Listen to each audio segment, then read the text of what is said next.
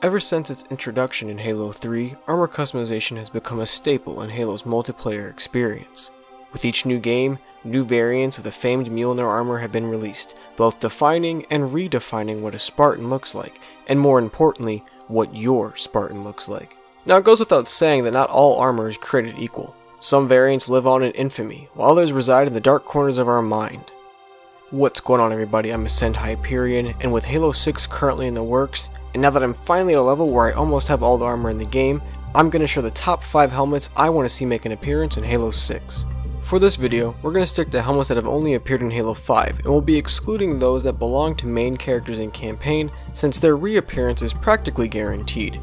For the sake of variety, I've also excluded the Cinder helmet, because you already know I want that baby back. Let's dive into the top 5 helmets in Halo 5.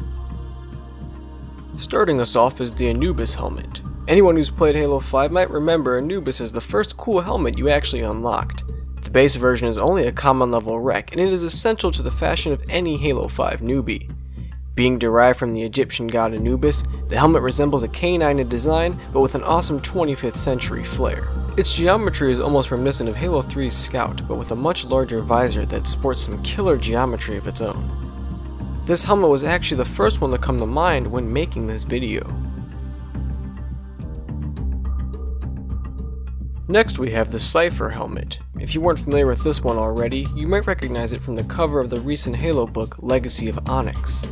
If you have a cool transition visor, Cypher is one of the best helmets to sport it on. Putting heavy emphasis on the visor-dominated face, Cypher's overall geometry plays heavily on its inverted triangle design, bringing the chin in a point very similar to the contour of a human head. I also love how the edges of the visor line up against the helmet in a way that combines both curved and straight lines.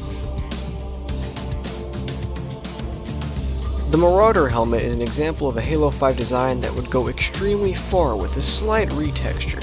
Being one of the more plastic-like helmets though does not negate its cool factor. Its stacked visor layout combined with a focus on rounded geometry makes for one badass helmet.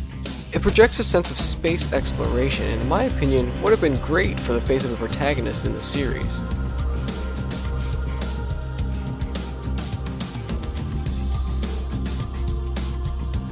Oh, Athlon, the forefront representative of Breakout and a critical helmet in Halo 5's early marketing. For me, its primary strength comes from its simplicity and layout.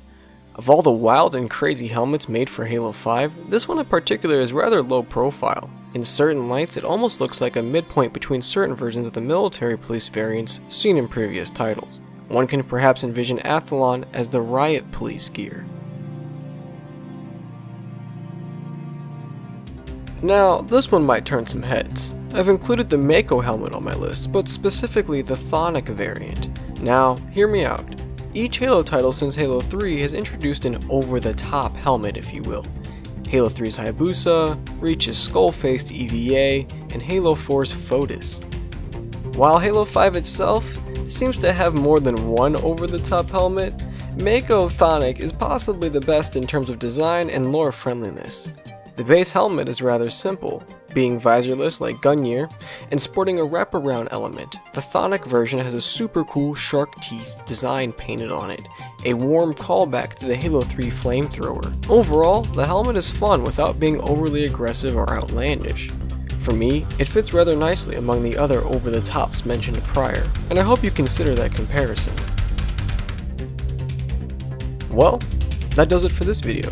Did you like my selection? Are you slamming on your keyboard right now to tell me how wrong I am? What are some helmets from Halo 5 that you want to see in the next game?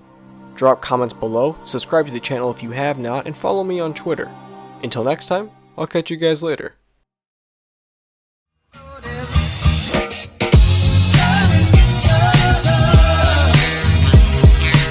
It has a certain lovable cousin vibe to it.